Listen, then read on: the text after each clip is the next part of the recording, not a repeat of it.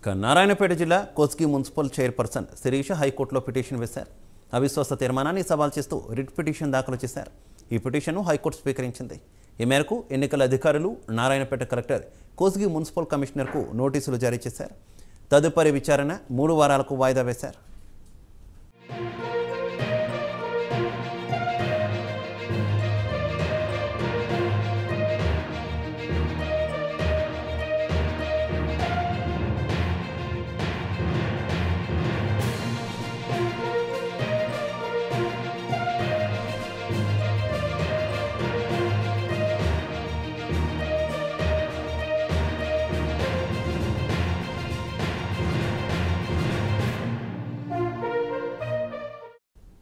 Councillor అందరికి notice ఇచ్చారు.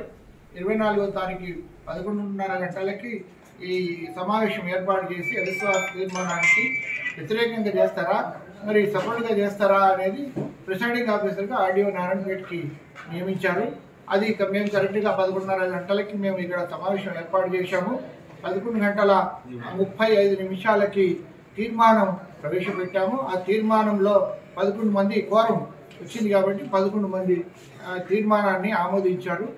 దానివల్ల మేము ఆమోదం యొక్క సర్టిఫికేట్ తీసుకున్నాం, వాళ్ళ సంతకాలు తీసుకున్నాం.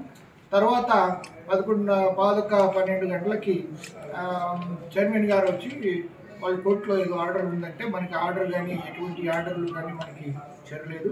చేరిన తర్వాత దాని మీద లీగల్గా ఏమైనా కోర్టు ఆర్డర్ ఉత్తర్వులు ఏమైనా ఉంటే లీగల్గానే వెళ్తాము. Okay, thank you. 2:35 మరి 11:30కి మేము తీర్మానం చేయడానికి వాళ్ళకందరికీ నోటీస్ ఇచ్చాము. ఆ నోటీస్ ప్రకారం అందరూ ఇన్ టైంలో వచ్చేసారు. వాళ్ళకందరికీ వివరంగా చెప్పాము ఈ విధంగా మనం జరుగుతుందని. అదేవిధంగా ప్రాసెస్ చేశాము. అది ప్రాసెస్ కంప్లీట్ అయింది.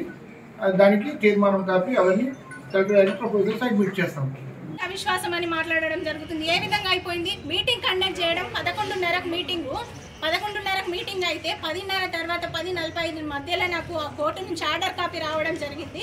మరి 10:45 ఆర్డర్ కాపీ వస్తే వీళ్ళు మీటింగ్ కండక్ట్ చేసింది 11:30కు.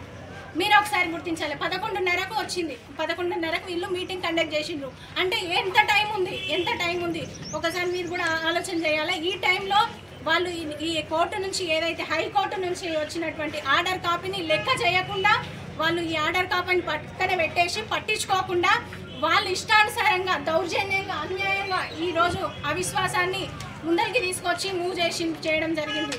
కానీ ఇది చట్టపరంగా ఇది ఏదైతే ఉందో హైకోర్టు నుండి వచ్చినటువంటి ఆర్డర్ చట్టపరంగా వచ్చింది కాబట్టి ఈ చట్టాన్ని గౌరవించడం లేదు. ఇది ఎంతవరకు కరెక్టు? ఎంత అధికార పార్టీ అయినంత మాత్రాన ఈ విధంగా చట్టాన్ని గౌరవించకుండా ఈ విధంగా చేస్తారా?